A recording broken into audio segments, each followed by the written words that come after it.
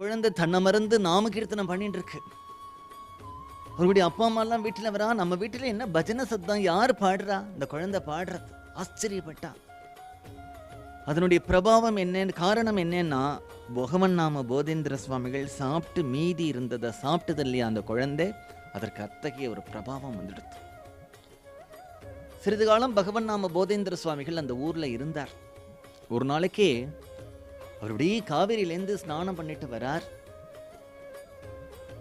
இப்படி ஒரு வீடு, அந்த வீட்டிலே ஒரு சண்டை நடக்கிறது அவருடைய காதுல விழுறது, கணவனுக்கும் மனைவிக்கும் நடுவுல. அந்த சண்டையில ஏதோ வாக்குவாதம். நீ இப்படி பண்ணினியா? நான் பண்ணலைங்க. நீ பண்ணலைங்கிறத நான் எப்படி நம்புறது? இதெல்லாம் கேட்டுட்டே வரார் அவர். நம்ம ஊர்ல அந்த காவேரி ஆறு போறது இல்லைங்களா, அதுக்கு பக்கத்துல ஒரு மரம் இருக்கு, அந்த மரத்தடியில ஒரு சாமியார் உட்கார்ந்து இருக்காரு, அவர் சத்தியமா நான் சொல்றேன் இதை பண்ணலைங்க. தூக்கி வாரி போட்டது போதேந்திராளுக்கு. ஒரு குடும்பத்துல அவர்களுக்கு நடுவுல நடக்கக்கூடிய அன்றாட ஒரு சச்சரவுகளை என் பேர் அடிபடுறதுன்னா அந்த அளவுக்கு நான் இந்த ஊர்ல தங்கிட்டேன். ஒரு சன்னியாசி அப்படி தங்கக்கூடாது. அதனால இந்த ஊரை விட்டுட்டு கிளம்பணும்னு நினைச்சார். கிளம்பும் பொழுது என்ன பண்ணினார் அப்படின்னா, அந்த குழந்தை யாருக்கு இவருடைய உச்சிஷ்டானத்தை சாப்பிட்டு அந்த குழந்தைக்கு பக்தி வந்ததோ, அந்த குழந்தை இவரை பிரிய முடியாம அழறாம். தன்னுடைய பாதுகைகளை அந்த குழந்தைக்கு அனுகிரகம் பண்ணினார். அந்த குழந்தையை சமாதானப்படுத்தினார். இப்படியே க்ஷேத்திரங்கள் எல்லாம் சுத்திண்டு வந்து கடைசியா கோவிந்தபுரத்துக்கு வந்தார். திருவிடைமருதூருங்கிற க்ஷேத்திரம் பக்கத்துல, திருவிசைநல்லூருங்கிற க்ஷேத்திரம் பக்கத்துல, கோவிந்தபுரம்ங்கிற க்ஷேத்திரம். பேரே ரொம்ப அழகா இருக்கு, கோவிந்தபுரம். பகவன் நாமத்தினுடைய அடிப்படையா கொண்ட பேர். பகவன் நாம போதேந்திர சுவாமிகள் சதா சர்வ காலமும் சிவநாமம் ஜபம் பண்ணிட்டு இருந்த ஸ்ரீதரையாவால் சதாசிவ பிரம்மேந்திரால் 3 பேரும் சமகாலம், கான்டெம்பரரி. அவர்கள் 3 பேரும் சேர்ந்து அடிக்கடி பகவத் குணானுபவம் பண்ணுவாங்க. சொல்லும் பொழுது முன்னாடி சொன்னேன், சதாசிவ பிரம்மேந்திராலே அவருடைய குருவானவர் சதாசிவம் உன் வாய் மூடாதாடா அப்படின்னார். அன்றிலிருந்து அவர் மௌனமா போயிட்டார் அப்படின்னு சொன்னேன். மௌனமா போன சுவாமிகள் பின்னாடி தன்னுடைய அனுபவங்கள் எல்லாம் அழகான கீர்த்தனைகளா பாடியிருக்கார்.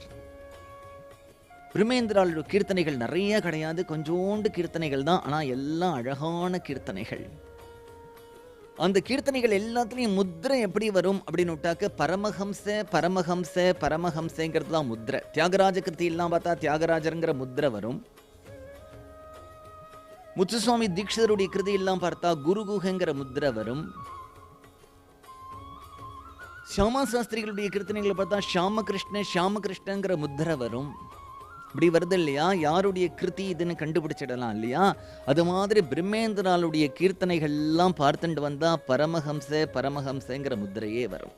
பகவன் நாம போதேந்திர சுவாமிகளை சுற்றி நிறையா எப்பொழுதும் கூடவே. ஏன்னா மகான்களை தரிசனம் பண்ணுறதே பெரிய பாக்கியம், அவர்களுக்கு சேவை பண்ணுறது பாக்கியம், அவர்களை தியானம் பண்ணுறது பாக்கியம், அவர்களுடைய கட்டாட்சம் நம்ம மேலே பட்டுன்னு இருக்கிறதே பாக்கியம், அவர்கள் கூட வசிக்கிறது பாக்கியம் இல்லையா. எங்கே சுவாமிகள் எப்படி சஞ்சாரம் பண்ணினாலும் அவர் கூட நிறையா பக்தர்கள் வந்துடுவா.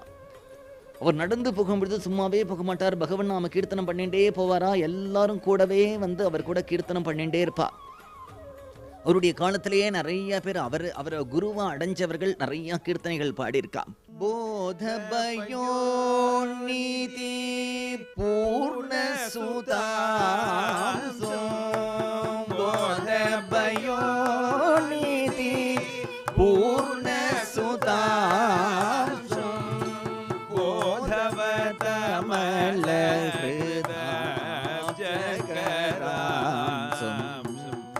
போதவதமல